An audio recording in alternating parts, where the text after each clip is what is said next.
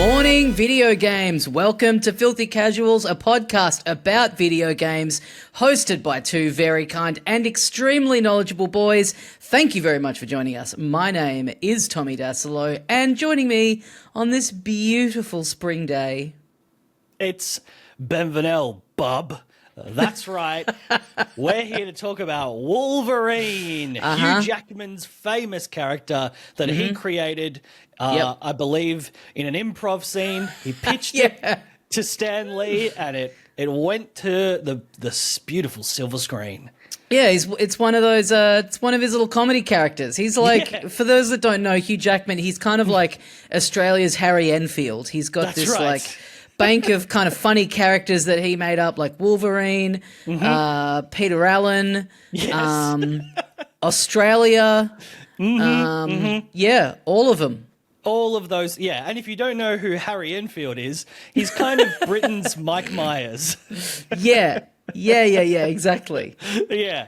But no, we're talking State of Play. The PlayStation State of Play dropped a few days ago. Beautiful timing for this podcast. Provides actually a fair amount of good and interesting shit to talk about.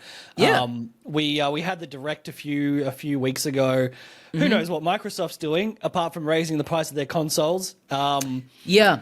Well, I know. Well, weirdly, I know one thing they're doing, which came up in this State of Play, which has people kind of going a bit like, that's curious. It is putting their games on PlayStations. Yeah, putting a game.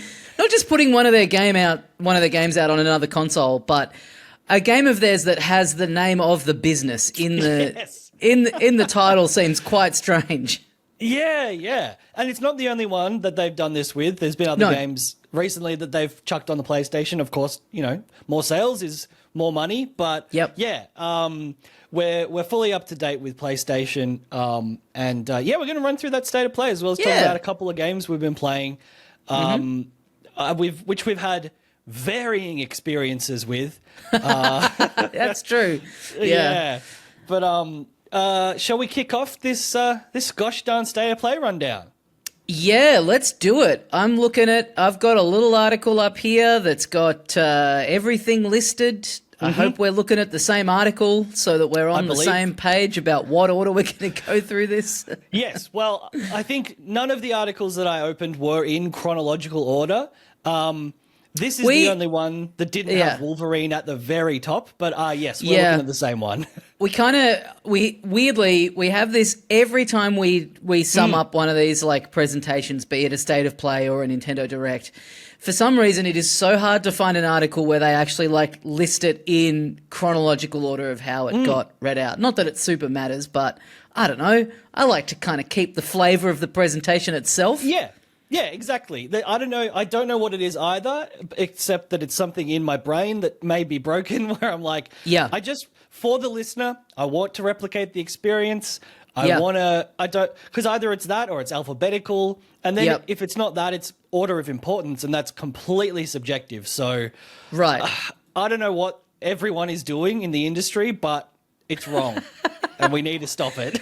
These so-called journalists need to fucking wake up and get a grip. All right, so the first thing that we have here is, and god damn it, I know they say the name of it in the trailer, but I can't remember how to pronounce it. Saros? I guess? Yeah, probably. This is the new game from Housemarque, and this is the it's not a sequel, but it's the it's their next game after Returnal, and it does look very similar to Returnal in a lot of ways. Yep. Aesthetically, that sort of crumbling dystopic alien world. They've got the like lasers you got to dodge. They've the combat looks extremely similar. That sort of sprint dodging around, firing projectiles, taking on these aliens and robots of various sizes and ways they attack. I'm watching the trailer back now it does look fucking cool.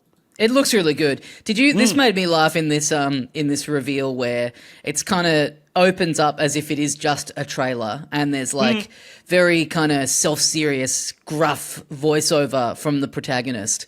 then interrupted by one of the developers, an Australian guy, I think, going, "G'day, guys.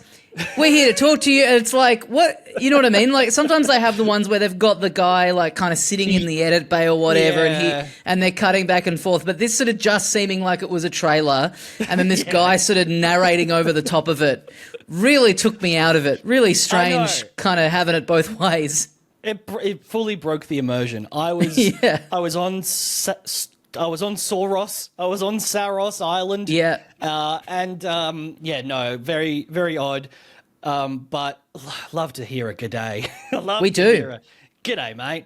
Yeah. I'm the developer of Saros or whatever it's fucking called. Lots of Aussie representation. Well, two big Australians represented in this state of play. But yeah, this looks great. Bit of highlighting of the.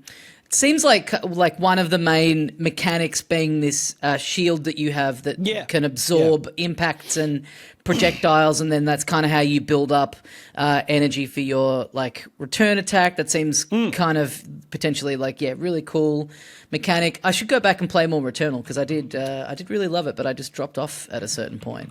I mean, I just hit a point where it was too hard, and it was really frustrating because I loved everything about that game. I loved the aesthetic, the setting, the way the story was told, where it was like those odd sort of dream sequences, and it was fucking awesome. I don't think this is a roguelike. I'm just scrolling through. It's just described as a single player action game. And it's very much, they've spoken about it being an expansion on the gameplay and the way the story is told in Returnal, but being, totally new IP. Persistent resource and progression systems that allows the player to permanently upgrade their loadout with new weapons and suit enhancements. It does sound like it has it's the same, like, you die, you start again, but there's maybe a bit more there in terms of sort of permanent upgrades, although there were ones in Returnal, but as long as it's not as hard, I'll be, I'll be able to fucking play it. Yeah, it seems like, a fair bit of, shared DNA crossover, but that's a smart move. And, I mean, Returnal was quite a long time ago now. What, like 5 years almost? Something like that. 'Cause it 5 years by the time this comes out, Yeah, it was, if not a launch game, I think it was a launch game. PS5. Yeah, I think it was a launch game. So obviously it's still one of the only PS5 exclusives.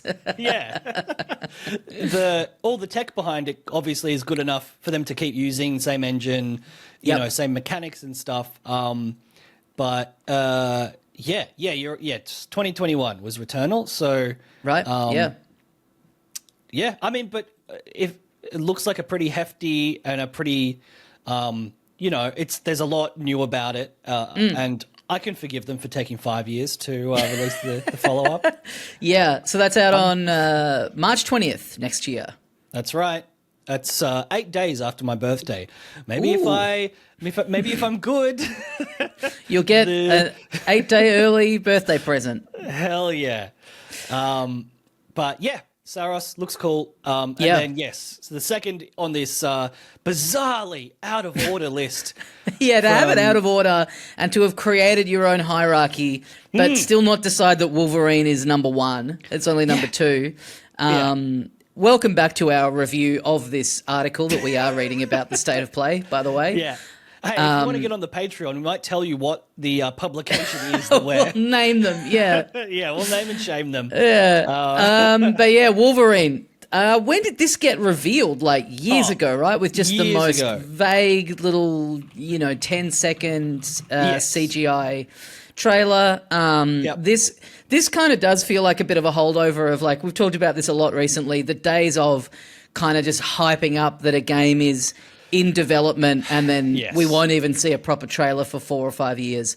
Those days do feel like they're kind of done now. We've moved like completely in the other direction of like, here's this and it's out next month. This game is like, for me, is kind of, it's like this and Metroid are kind of like the last two kind of hanger-ons of that generation of giving like incredibly long lead time from announcement to actual release date. It doesn't seem to work. It seems to only invite criticism and frustration and like an enhanced level of judgment, right? Like I guess like, Silksong is the other one you could say had like an incredibly like famously long from reveal to release. Yeah, but not like that was an indie game and it was good. And you know, there's just been too many examples of games coming out and people being more critical because they've been waiting for so long, and also because the publishers have purposefully hyped them up to a unsustainable level. But then, it's funny too, like in the case of the character of Wolverine, like when they first said they were working on this or like first announced it, there wasn't, Deadpool and Wolverine didn't exist yet. I'm sure it was maybe it was in pre-production or something. So it must be funny for them kind of watching this sort of simultaneously. This character is like way back in the zeitgeist as of that movie coming out, and sort of for some people being a bit turned off by, you know what I mean? Like this kind of like the movie makes so much money. So it's kind of like, I wonder how they feel about whether they're like pumped to have like more eyes on the character, or whether they feel like it's sort of diluting what they're doing, or kind of making people to have too much attachment to this sort of slight other version of the character that they're working with. It's a strange position to be in. Because I think, after the movie Logan came out, where it's kind of this... It was kind of this full stop on the sentence of Wolverine, at least with, Hugh Jackman playing him. And, like, obviously, Deadpool and Wolverine made, over $1 billion. I was going to say $1 billion as a hyperbole, but it's like, no, it literally made $1 billion plus dollars. I was going to do the same thing. It's very Dr. Evil. Yeah, $1 billion's like, for a movie that big, $1 billion's like really not much. No, that's like the baseline. Yeah. But it was almost like... fans of, I think, the character were like, that kind of was a bit of a, like, thumbing the nose at this beautiful, graceful finale that was Logan, just bringing him back for this kind of, like, corporate, like, comedy kind of version of the character. But, I think the other side of it is people have always loved Wolverine, and they were already really excited for this game. It was announced in 2021, so it was announced when Returnal came out. That's how long it's been in production. I mean, it's funny because like those X-Men movies, there were comic book movies before that, of course, but they were moderately successful. Like they kind of felt like some of the first ones where, I remember X-Men 1 coming out and it being like, whoa, okay, taking these characters from this very like, cartoony stylized world and having them be like live action real people on the screen seems a bit like, how do you pull this off? Like it's all a bit silly. How do you justify them getting into the costumes? Like that being a bit of a thing that was like, it was odd, the idea of a superhero being in a movie. Like, oh, is anyone going to see this other than just like comic book nerds, and not like the most like dependable every man and his dog goes to see them? But like, obviously the character of Wolverine has existed, for a very long time before that. But even just like in the realm of this current comic book saturation, like he is kind of like the first one, because like the X-Men were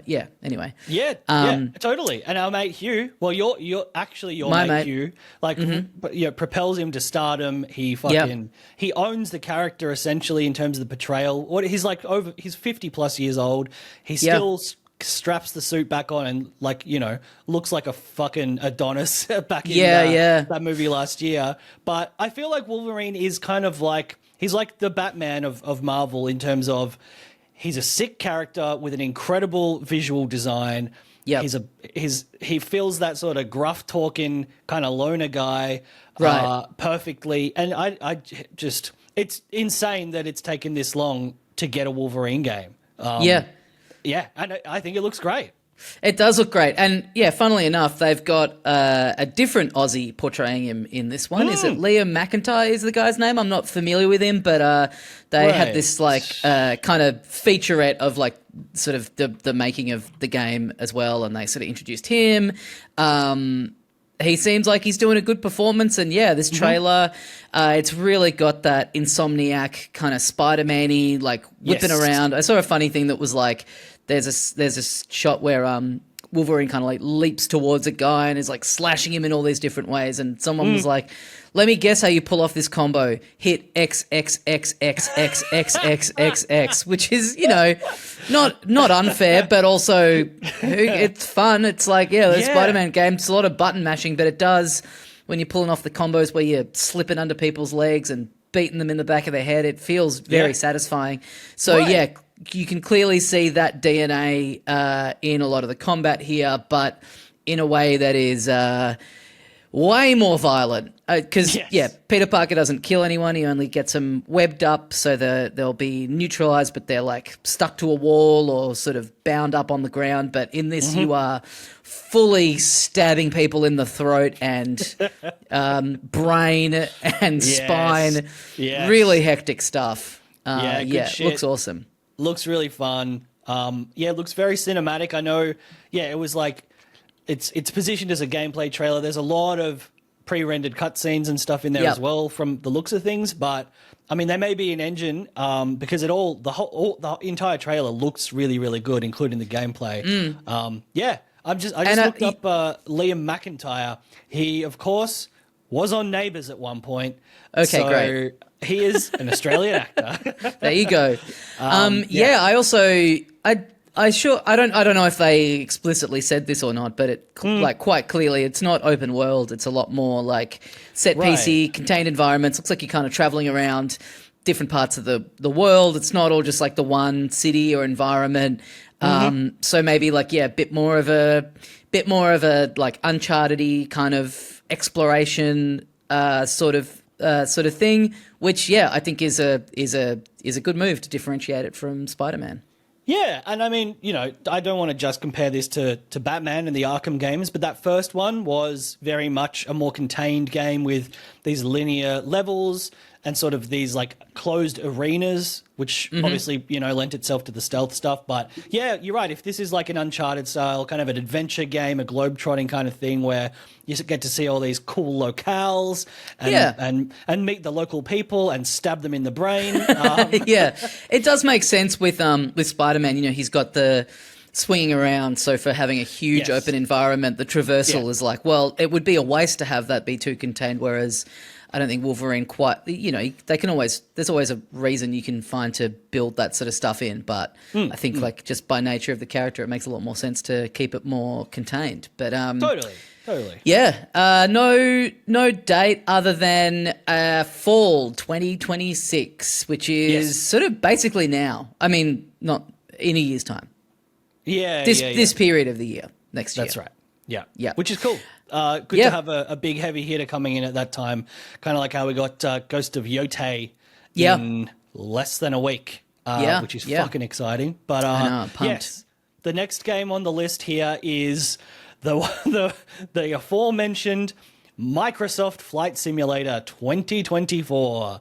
Even that is very funny. Just like the year being in the title and being like, yeah, we're putting it out on this other thing, and it's like, I mean, I know there's not a, I don't know. I know that's just what it's called, but it just does feel very weird to not have like given it some slight tweak and therefore add something to the title. I don't know. But yeah, I read an article that was basically sort of saying this really does feel like a bit of an admission that Microsoft are sort of giving up on the whole console thing. I mean, they've of course have, released their games onto other consoles and other formats. Makes good financial sense.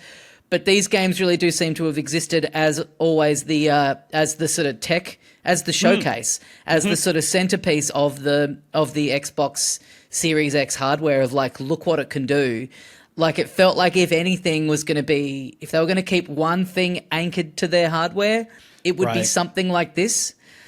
It does seem like a bit of a strange, like, okay, let's just get it all out there. I don't know. Yeah. Seems odd. I know I've seen people be like, well, it's kind of, this is the tipping point of, them being like, well, we're not going to make consoles anymore. We're just going to produce games. And that's but Microsoft has trillions of dollars.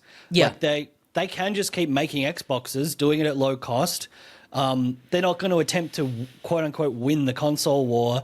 They're just going to make as much money as they can. And releasing a game like this, which honestly, I don't have an Xbox anymore.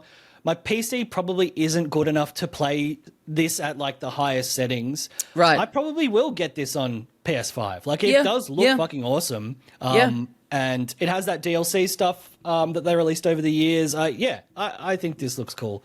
And then, bit of a surprise announcement. The next thing on the list, this is the most exciting thing from the entire presentation. It is a God of War 20th anniversary controller. And it does look kind of cool, I have to say.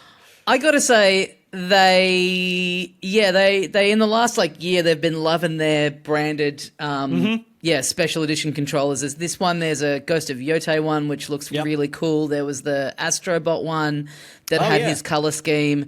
None of them have really, convinced me to shell out I think they're like $120 or something. They're pretty, they're not, these controllers aren't cheap now. But they all do look cool. And it is the sort of thing that I wish, with the Joy-Con on the Switch being so easily detachable, and they would do, over the course of the Switch, they did do a variety of colors, but it's the sort of thing where I'm always like, I wish they would just lean in and go a little bit harder, do, SNES color scheme. I think everyone sort of assumes that's the sort of thing they do. So it's like another company doing the incredibly fan servicey stuff and doing it really well. It's like, this is the shit. This is what I would want. I would definitely drop money on this for a Nintendo equivalent. But this is great. It is kind of funny that, they had a new God of War come out a couple of years ago, and rather than do it for that, it's just randomly, it's the 20th anniversary. Of the first one, I guess, which wasn't even a Sony Santa Monica game, I don't think. Right, right. Hey, it's an excuse to make some merchandise, and it does look pretty cool. Yeah, easy to knock up for them. Just got to, all the internals are the same. Just got to paint get the spray paint a red stripe. It does. If you didn't know what the character was and what this was referencing, you would look at it and be like, why doesn't the red line go all the way down? Why does it sort of stop there, kind of just near the bottom? Like what? Yeah, that actually kind of annoys me now that I'm looking at it. The way it goes, sort of to the edge, it kind of just touches the edge, but then the bottom doesn't quite touch the edge. Yeah.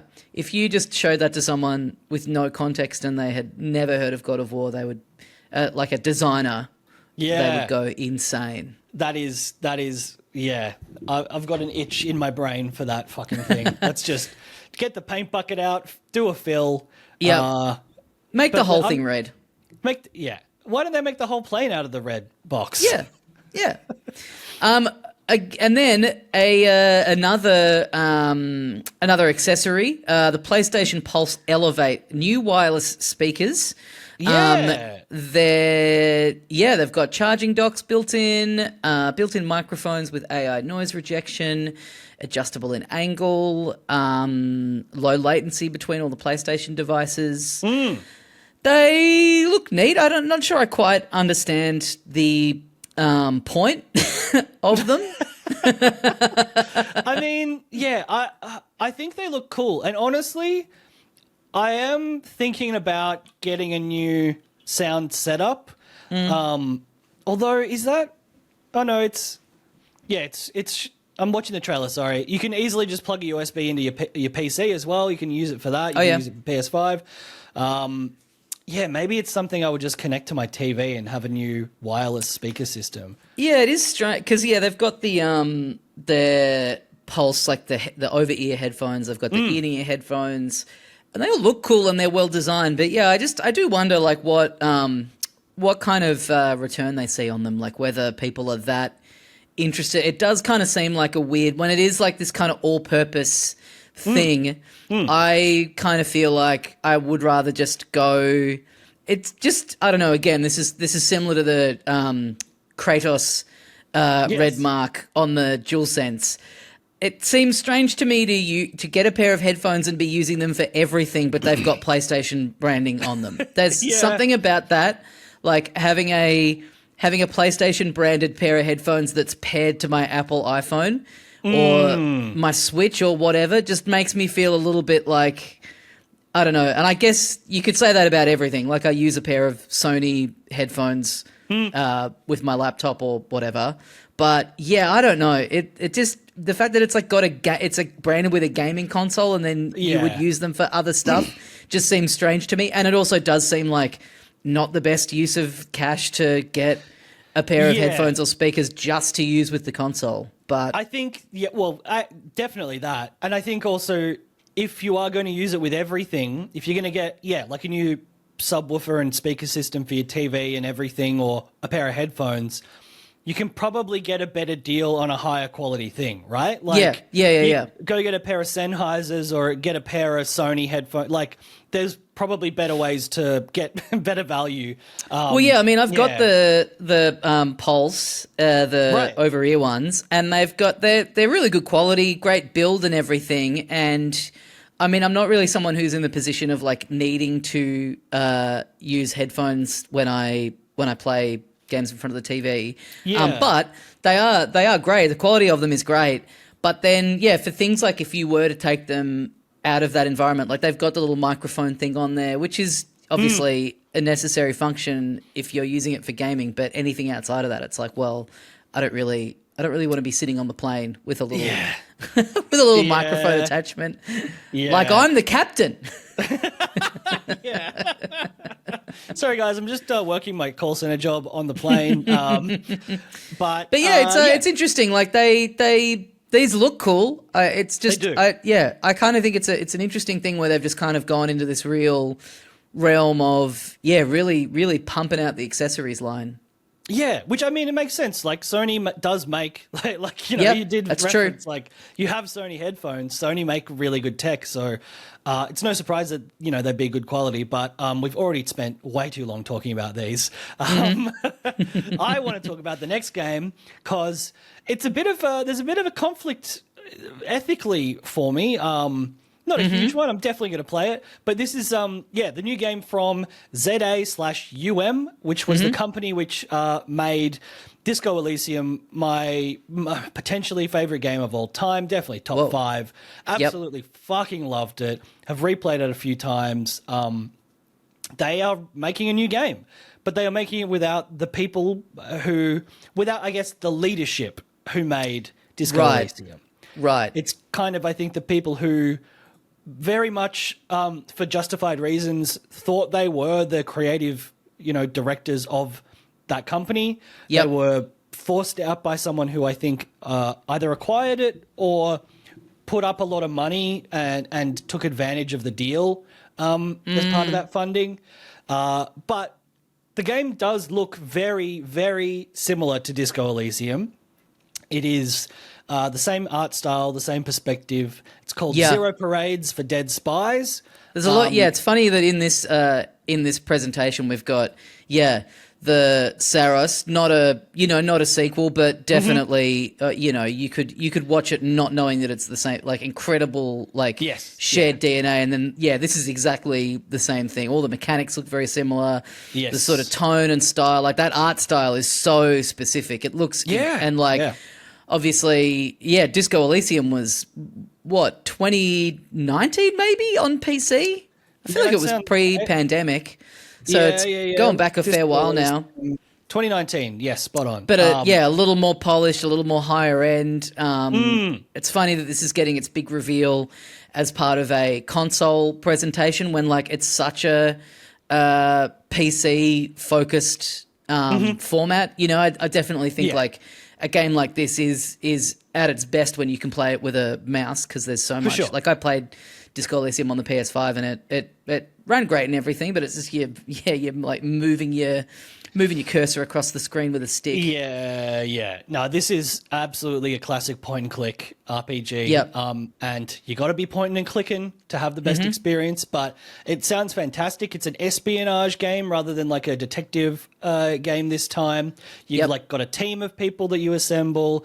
Yeah, the presentation of the text and all of the interfaces is incredibly similar. I don't think it has the same the battle of the interior voices, the personality aspects, but in terms of like the storytelling, the narrative they've chosen, and the vibe, at least it looks very, very similar to Disco Elysium. I'm so excited to play this. It's coming out next year. I don't title. know if it's because I think it was sort of leaked, or maybe officially there was a couple of screenshots and stuff out there. And it was just referred to as Zero Parades. But, Zero Parades : for Dead Spies. I guess that implies this may be the start of a franchise or a series, but... Oh, sure. Man, looks fucking good as hell. Yeah, looks great. So, you feel a bit of the conflict of the OGs being forced out, but... Yeah. I don't know. And I don't know what the situation is with the current employees, whether it's you'd have to assume, based on how similar it looks, that a lot of the same people who worked on Disco Elysium worked on this. There's just I don't know, that's the thing, right? When the studio kind of owns the thing, they can always be like, from the makers of this, even though a lot of the top creatives, like the people who really made a lot of the decisions of what made it good, aren't there anymore. There's so many franchises like that are still trading on like, the people that made this, and it's like, it's probably an entirely different company at this point. Yeah. And that's the other thing that kind of, that a ramification of that is that it may not be as good. It may be missing the source, the creative vision, the absolute fucking source. So I don't know. I regardless, I'm really curious, and I want it to be good, and I want to not think about the problems. Well, we're also getting... I'm excited for this because I've never played the original. Deus Ex Remastered is coming Feb 5th, 2026. It's very much a remaster. This trailer is like a lot of shots from the original game and then doing that kind of screen wipe effect. And it's still like the graphics look a lot better, but it's still, everything's kind of in the same. It's not like a remake where it's, you can. It's that thing where you can tell that it's been reskinned. Like a lot of the design, it still feels like of its time, which I guess is maybe a good way to go if you don't have the resources or trust that like a full ground up remake is going to do anything to significantly make it its own thing in the style of the Final Fantasies or the Resident Evils. Just doing a beautiful little bit of spit and polish is a good idea, and I'm pumped to play this. This is one of the big ones that people always fucking yap on about.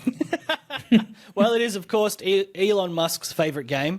Is it really? So, yes. Oh, no. Oh, no. Yeah.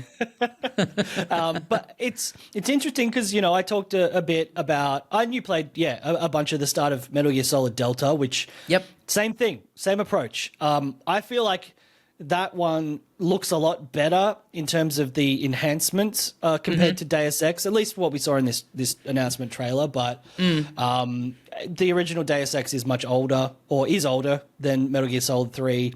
Yeah. And so, if they've just reskinned it, there's going to be some funky looking architecture and stuff like that. But it also has, it was truly groundbreaking. It was the first, or one of the first person games where it was like, well, you can hack that gate to get through, you can sneak over the rooftops, or you can shoot everyone and try and get through that. It really was sort of groundbreaking in that regard. So, curious to see how you feel about it when you play it, because I know you're not the biggest FPS fan, but it has a lot of that sort of approach this in the way that you want to, and very story heavy as well, like much more interesting than your Call of Duties. So this is cool. This is Warren Spector, right? This is one of his big ones.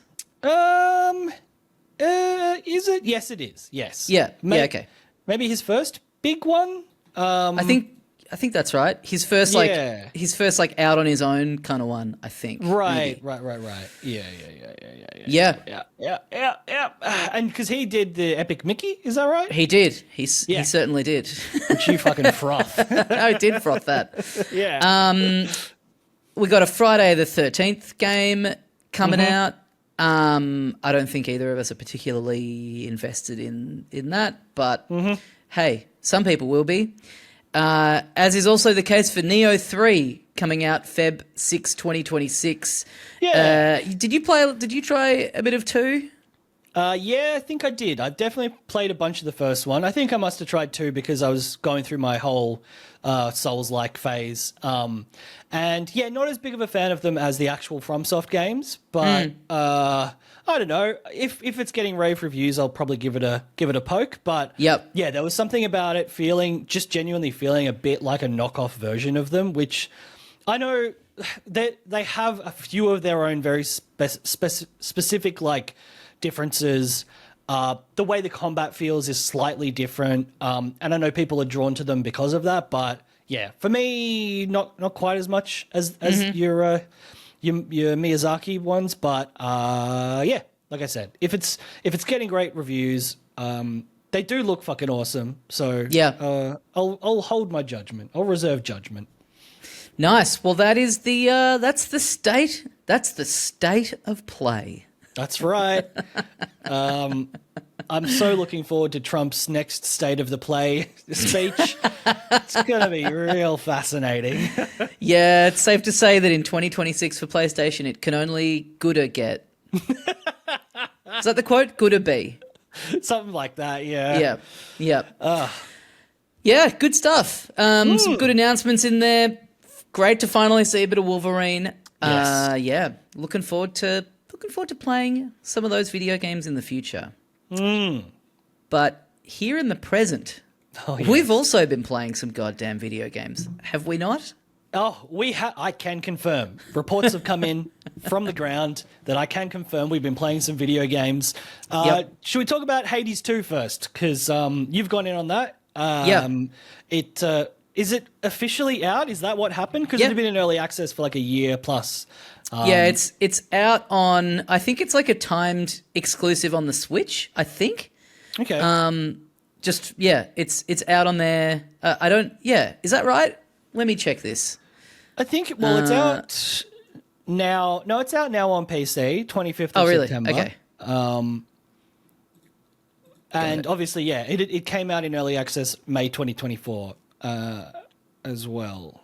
Right. But yeah, I think I'm not a big early access person, so I was just kind of holding out. But yeah, big launch, big official launch for this game. Obviously, Hades 1, huge success, blockbuster indie game. It is funny, like this coming out, so close to Silksong.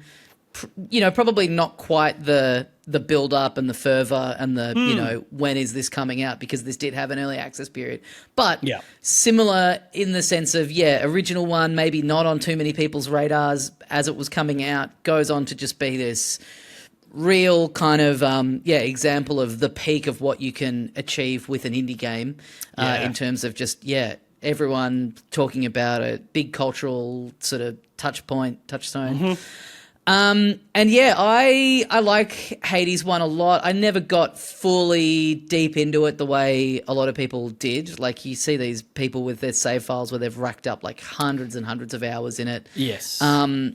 I do with any roguelike-y thing, I just kind of do hit a bit of a point where I'm like, I just kind of get a bit over doing the same thing again and again and again. And even though this does have, Hades 1 does have elements of progression, I just kind of hit this point where I'm like, I'm so much more drawn to something where I'm doing a new little chunk every time I sit down to play and progressing it and getting near the end. Like the whole thing of it being, the appeal for a lot of people is that it's essentially an endless game. I do end up kind of, getting my fill at some point.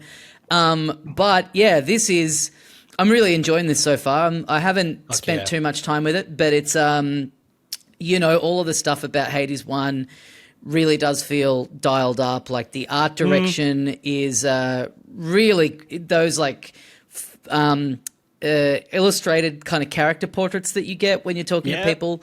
They look incredible. The character design is great. The environments are great. Like the big difference in this one is you've got kind of two paths that you can choose to go down.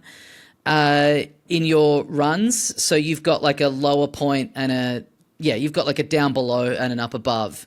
And I am not quite deep enough into kind of have clocked yet what the story aspect of those two bits is. I think the top bit isn't unlocked for me yet, but it's all the same stuff. You're running around. You got your long range attack. You got your close range attack. You're earning bits of currency, different little things that you're picking up on your runs, and then going back to kind of a hub area and using them to craft new weapons, get yourself kind of permanent upgrades or status effects. And it's got that. It's every little new area that you're going into. It's giving you the option of, do you want to go into a room that's going to give you this or give you this? It's all that classic sort of, roguelike-y stuff with this, incredibly great music and interesting characters, and the look and feel of it being just, gorgeous. Feels very responsive, feels very tight, feels very like anytime you're making a mistake or dying, it's totally on you. You're completely in control the whole way through. Like, it's kind of weirdly, it's kind of making me want to go back and spend more time with Hades 1, because I really do feel like it is very much a continuation. This character is the sister of the character that you play as in the first one. But really enjoying it. Awesome. I'm just looking at some screenshots and videos of it now, and it looks, I love the look of the first one, and this one, visually it looks even better, like great lighting in it, great, like you say, character designs, illustrations. It looks fucking awesome. And I was similar to you with the first one. I played up until, the skill spike got me. There's probably a certain boss that I just couldn't get past, but really enjoyed it. And once you sunk into that flow state of it, just so much fun to play. I think with all of these early on, your first maybe couple of runs, you haven't been able to unlock much in the way of extra stuff to do or like get new skills or weapons or anything like that. And then once you have, once you start to have a run where you are unlocking more stuff and you're making these kind of quite dramatic improvements in between runs, then each run feeling quite different and giving you a lot more new stuff to do is, I think, the point when it really starts to unlock. Oh, yeah. And just confirming, it is out on PC and Switch 1 and 2. Yep. And it has not been announced for the other consoles. I think right. The first one didn't come out on the other consoles for like a year after it was fully released. So, I mean, Switch 2 is a great way to play these kind of games. And same with the Steam Deck. If you've got a little Steam Deck, jump on the Steam store, pick it up. But I'll definitely be having a crack at this before the end of the year, because I'm sure it's going to be a potential game of the year. So, excited to try this. But I'm excited to play more and actually get a bit good at it, because well, I don't know when I'm going to be playing more of this next game. Literally the date has not been announced for when it might become playable on the platform I chose to play it on. But again, we've kind of been talking up a little bit lately. There was a few more trailers released. We talked about the funny one, but Sonic Racing Crossworlds has hit consoles. Of course, the PS5. It's on PC, and it's on Switch 1. Yeah. Yep. Why don't you talk me through your experience on the PS5? Because sure thing. It's going to be a little bit more positive. That's where I'm playing it, because I played the demo. There were two demos. There was like a timed network test, and then there was just there's now just like a demo that's just I think just a single player, open ended. You can play like 3 tracks in a Grand Prix or whatever. I opted to get this on the PlayStation 5, and it was a night and day experience. As you said, no release date for the Switch 2 version. It is going to be a free update from the Switch 1 version. But I am enjoying it because I like a character kart racing game. The core idea of it being that every race that you do, the middle lap is a different, you get transported into like a different track that only kind of exists within that sort of portal. It's not like you're suddenly racing on one lap of a track that appears elsewhere in the game. So whoever is in first place, once you are coming up to the second lap, you get kind of like two little portals appear in front of you. One of them will be you can see what it is, and then the other one's like a randomized thing. And if you go to the left or right, you get to pick, and you're the one that dictates what is the second lap that everyone's going to do. So it makes it feel very varied, very fun. And then even like when you go back into the actual main track that you're in for the third lap, things have changed on that lap. Kind of, there'll be like kind of branching pathways that are now opened up. So the whole time you're playing it, it does feel very like, you know, there's no tracks that I've played so far where you just are doing, you know, 3 laps of a pretty straightforward.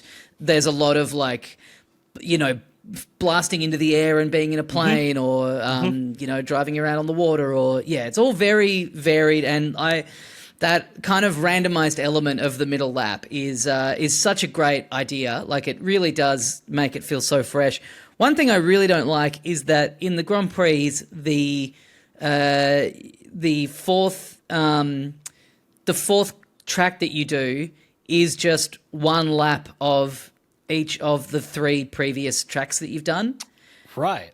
Just kind of feels a bit like, I mean, I just did this track. Like, it just, I don't know. It just is a bit like, it doesn't, it's kind of a neat idea to be able to do a race where it's one lap of each, like as a thing that you could maybe do as like a special mode or something. But it being like the 4th of 4 tracks in a Grand Prix, it just really, for a game where everything else that you're doing is constantly being kept so fresh and surprising, to just go and do this track that's like a lap where it's the track that you just did before. It goes from abruptly feeling, so fresh and surprising to just a bit, weirdly stale in the course of like 2 minutes. It's a weird choice. I guess, I don't know, like, in terms of the philosophy, it's like, well, hey, if you want to win this Grand Prix, you have to prove that you are the master of all of the tracks you've done. And so it kind of makes sense introducing them like that as like the ultimate finale. But in terms of just how fun it is to play, I totally agree. I like it as a concept, and I think there's definitely room to have it in there in some way, like maybe a Grand Prix where all of the tracks are one lap of each thing. And I kind of even, I do like the idea of it coming back. And as you say, it does mean that like within that Grand Prix, you build up, even if it's like the first time you've played it, then the fourth course being like a bit of a refinement of the skills that you've picked up, having the chance to sort of put them to the test again. I kind of like it, but it just, I don't know. It does feel like I'd probably rather there just be like one less Grand Prix in there and all of the Grand Prix have 4 unique tracks in them. It's just less boring. There's a bit of, it's more predictable, which is totally, the antithesis of everything else about the game. In any other racer, it would make a bit more sense. But the fact that the whole design principle of it is this keeping you on your toes, mixing it up. It's got like the drift mechanics are cool. Like you're holding down the trigger and you kind of, the longer you hold it down, the more of a boost you build up. The weapons are all fun. Some of the characters are cool. Some of them just really not to my taste. In fact, I would say all the UI and everything around this game, I really don't like. The actual design of the menus is so just like, I don't know, dull. It's so static. It's so like, doesn't really have much life to it. It's very, I don't know how to describe it. It's just very boilerplate. It feels very like dated. It feels dated and a bit generic. No personality to it, you know, like the Mario Kart menus have that like really chunky feeling of like the way that you're moving around and you hit you hit start and it has that like engine revving and this is so just good. All very like, very clean and very like, I mean, this is a character kart racing game. It feels like the menu system for the most like, you know, straight down the line Formula One realistic. It feels more like a Gran Turismo menu. Right. Even that has more flavor to it. Like, I don't know. Yeah, it has more polish and style. And this is, it does feel generic, which has been the problem with a lot of the Sonic stuff. Like, Sonic's cool and he has a good design, but so little of the rest of the presentation and the storytelling just has, like, Frontiers was a perfect example of that. It's like, okay, technically it's pretty good. The open world's cool. There's some fun gameplay stuff, but it was so dull. It was so dull and grey, and all of the personality was restricted to those little bonus challenge levels.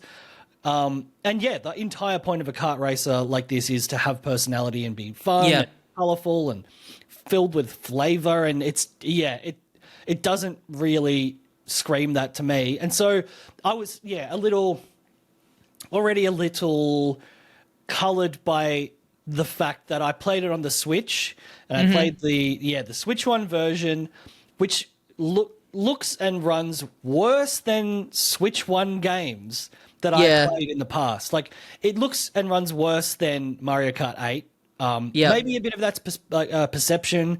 Like, I'm sure frame rate wise, they're both 30. No, Mario Kart 8 is 60. It's noticeably like jagged, and I think for a racer, man, you really want it to be 60. Like, it really is a genre where you need to have that fluidity to it. Yeah, and I think this must be running at 30 because of all of the unnecessary shit on screen, which somehow still doesn't make it feel like fun and colourful. There's just so much stuff on the screen at all times. It feels more chaotic than a Mario Kart race. The thing on top of that is that it all looks really shit in the Switch One version. It just, the textures are awful. And because, I think that combined with the presentation, which could have been whatever they wanted. Like, the menu could have been as nice or as interestingly designed as they wanted to, and it just isn't. And the whole package, like, I was playing it with Bridge, and she was just like, when is this game from? Is this like 20 years old? Yeah, and I was like, oh, it just came out.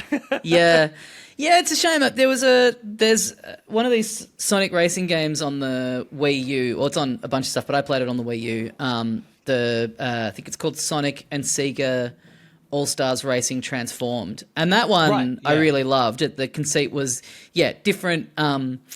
Each lap, a part of the track would fall apart and you'd be in a plane now, or you'd be sent down to the underneath, and then you'd be in the water.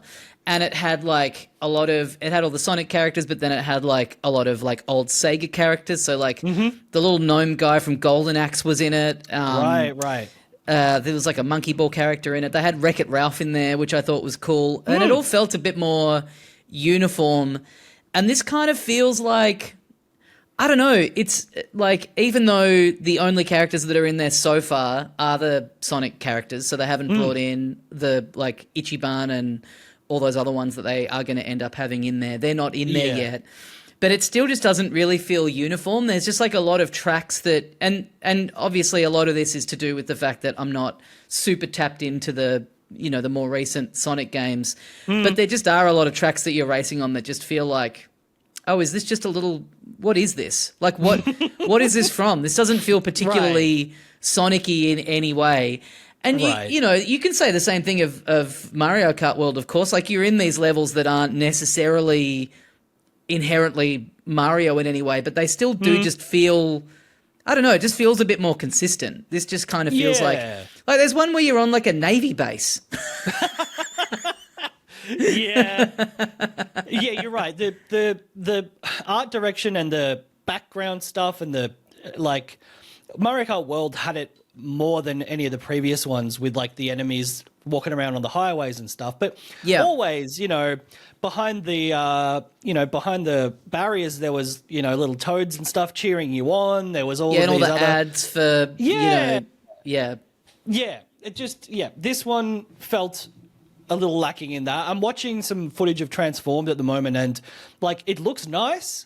It doesn't look particularly Sonic-ish, but at least I don't know. There's a cleanness to the design and a uniformity to it. And I it's just really hard for me to get over the performance.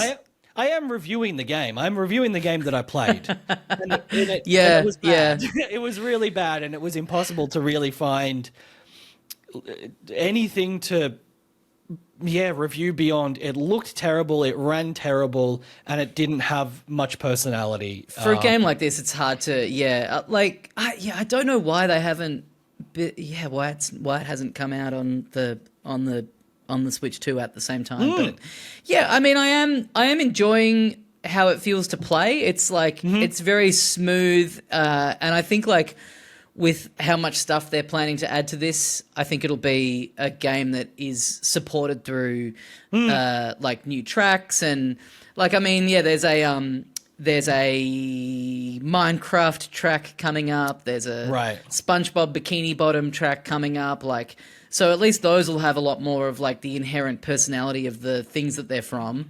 Yeah. So that'll be fun. And I haven't gotten too deep into the customization of the cars and stuff, but that is the stuff that people have really been praising this game for, is like the level to which you can like build out your own car, really fine tune it to your own strategy beyond just, the what you choose in Mario Kart World doesn't have too much bearing on how the game feels.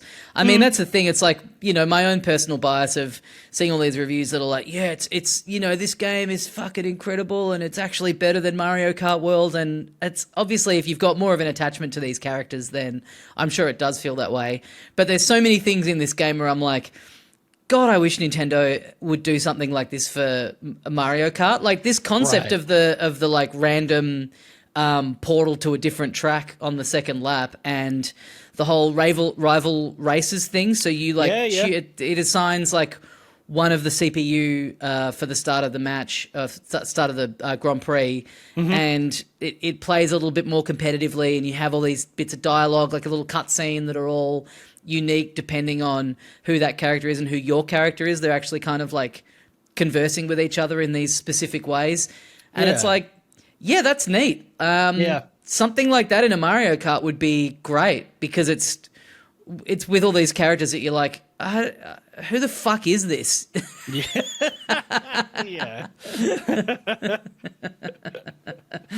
But yeah, in terms of a solid a kart racer that if you don't have a Switch, if you're not a Nintendo person, if you just got a PC or a PS5, I think this is like a great, this is a really good version of a kart racing game. I think it's, I think I love the drift mechanic, feels great. There's a lot to like in there, and I hope that they, continue to support it and add more stuff to it over time, which seems like they are going to do. But they just need to fix up that Switch version. It's crazy. Yeah.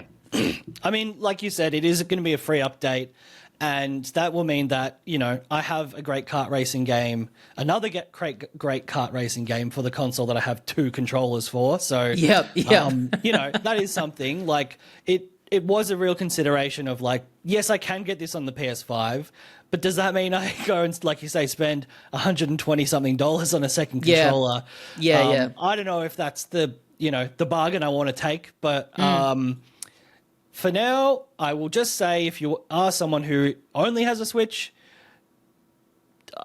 get it if you can wait for it to be good, but otherwise just wait for it to come out. Even if you only have a Switch 2, still just wait. It's weird that it's not even like slightly, the frame rate being unlocked or anything like that. It just, it's bizarre. Keep playing Mario Kart World until this gets the Switch 2 version. That's my verdict. Which they added to Mario Kart World in the latest patch that they put up, I think a couple of days ago. It now marks on free roam on the map the P-switches that you found, and so you can walk to any of them and replay them, which is neat. It's a good step in the right direction, but it would be really nice if there was some form of checklist or something that made it a little less like you can now see on the map, like, oh, okay, well, there's this little gap in this little area, so if I drive around there's probably a bunch that I haven't found yet. But being able to do it with some form of vague idea where you were going would be really, really good. Yeah, surely that feedback has gotten back to them. I don't I don't know why. Yeah. Well, they've done. It's weird to have done something about it, but not, not kind of go all the way. Feels like probably something that they're saving to announce for like a big update where they add a whole bunch of new skins and costumes, and maybe that'll be in there then. Or they'll add some new different forms of challenges over the top of the map. Who knows? Yeah. Fingers crossed. Fingers crossed. Well, that is going to do us for another week here on Filthy Casuals. Thank you for joining us. We hope you enjoyed this wrap-up of the state of play, the state of Sonic Racing Crossworlds, the state of Hades 2. We got Ghost of Iote next week. Yes. Which I'm away the day it comes out, and I'm very annoyed about. Oh, yeah. Final Fantasy Tactics is... will be up by then, and Mario Galaxy 2 will be on the Switch. Yeah. Too. Also this week, Baby Steps came out, the Bennett Foddy game, which I'm very keen to try. That might be a good one for us to stream or put up a video of, because people love to laugh at us failing to climb things. People love to see us suffer. People love our Human Fall Flat one that we did a while ago. Yeah, and also Silent Hill F is getting really good reviews. Yeah. There's honestly too many games to play. Exactly. Which is our cross to bear, but our Crossworlds to bear. Thank you. Well, guys, thank you very much for joining us. Get on the Patreon, patreon.com/filthycasualspod. Yes. You're on that website multiple times a week, uploading things. I know.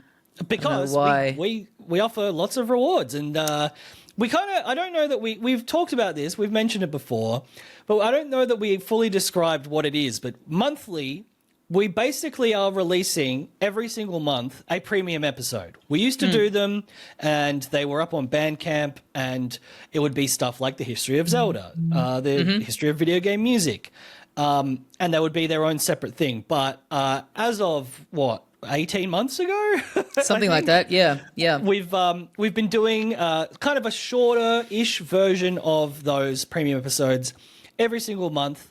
Which is on the same Patreon tier as the weekly bonus episode and all of the other stuff that you get in the lower tiers. But Tommy recently did the history of Simpsons video games.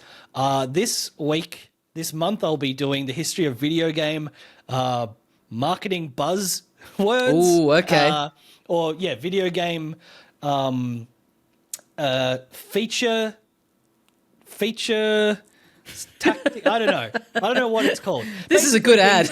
Yeah, like Mode 7, cell shading, blast processing, all of those things that companies have tried to market their consoles with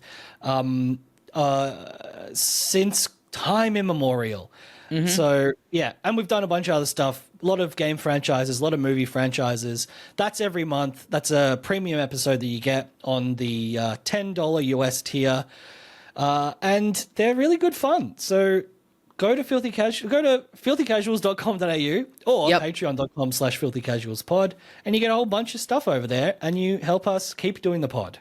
Exactly. Very much appreciated by us.